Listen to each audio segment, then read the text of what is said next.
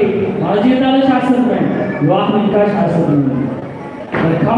కాబట్టి ప్రేమైన దేవుడి సంఘం అందుకోసమే శాస్త్రం పరిచయాలు ఒకసారి అడుగుతారు, ఇలాగైతే మరి ఎలాగ ప్రభా పెళ్లి చేసుకోవడం కష్టం కదా, అలాగైతే ఎలాగ మరి అంటే అనుగ్రహం పొందిన వాడు తప్ప దీన్ని ఎవరు అంగీకరించలేదని అంటారు. చూసారండి, కృప కలిగి ఉండాలి. కనికరము, దేవుడి కృప కనికరము తెలిస్తేనే దీన్ని అని చెప్పే సందర్భము మనం చూస్తా ఉన్నాము. మరి కాబట్టి ఈ యొక్క మర్మాన్ని మనం తెలుసుకోవాలి. మరి చూసినట్లయితే భర్త భార్య భర్తకి లోబడాలి. ఇద్దరు ప్రేమ కాదు, భర్త భార్య కాబట్టి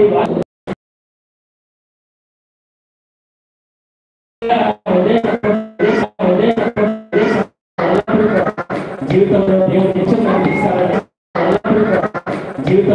నిత్యం నడిపిస్తారని మరి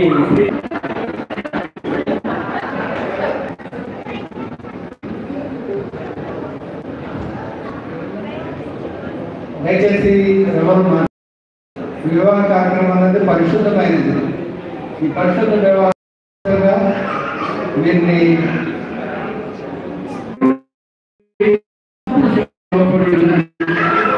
పాపకారణాన్ని బట్టి ఈ మార్గంలో అనేకమైన కథలను శ్రమలను రావాల్సిలను పరిణామాలైన మన ప్రభువు మన పరలోక తండ్రి అంత పరిశుద్ధమైనట్టు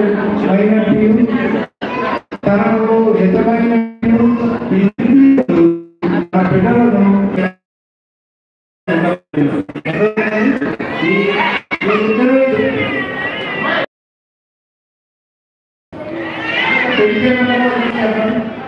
ఆ పిల్లలు తీస్తే బయట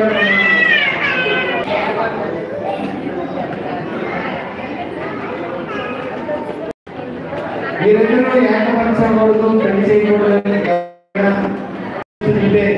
మరి ఇప్పుడే మాకు తెలియజేయాలి. లేదంటే వివాహం అయ్యే వరకు కూడా ఎవరు కూడా వివాహం అయిన కూడా ఎవరు మాట్లాడకూడదు. ఇదే ఈ విషయాలు మనకు తెలియజేయాలని మనం చదువుతున్నాం. మరి ఎవరు మాట్లాడలేదు మొదలుగా మరి ఈ కార్యక్రమాన్ని మన మధ్య మ్యారేజ్ గారు ఈ మధ్య ఉన్నారు,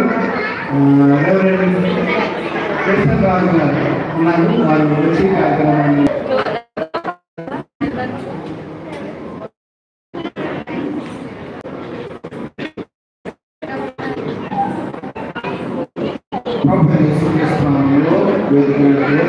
వచ్చిన దైవకులకు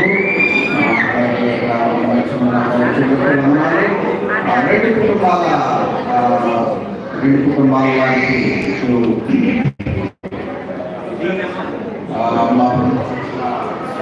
కుటుంబస్తులకు అలాగే ప్రసన్న కుటుంబస్తులకు చేయడం జరిగింది.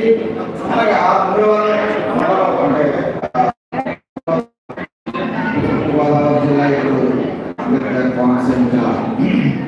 ఆ భూమి బాగా గారు అలాగే నాగమణి దంపతుల ఏకైక కుమారుడు ప్రశాంత్ కుమారుడు, అలాగే అమలాపురం మండలం రామన గారు శ్రీ మడికి రామకృష్ణ దంపతుల ఏకైక కుమార్తె శ్వేతకు అనగా 6వ తారీఖు 5వ తారీఖు 6వ నెల 2025 సంవత్సరం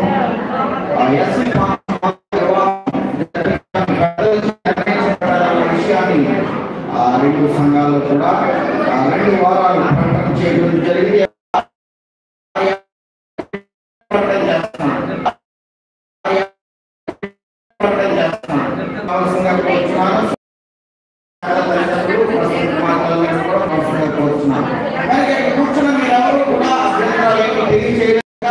మీ అంగీకారాన్ని సూచనగా మీరు చేయని చూపించవలసిందిగా కోరుతున్నాను.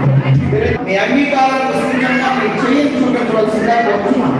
మీరిద్దరు వివాహానికి అభ్యంతరమైన లేదని దయచేసి చేతులు చూపించవచ్చు.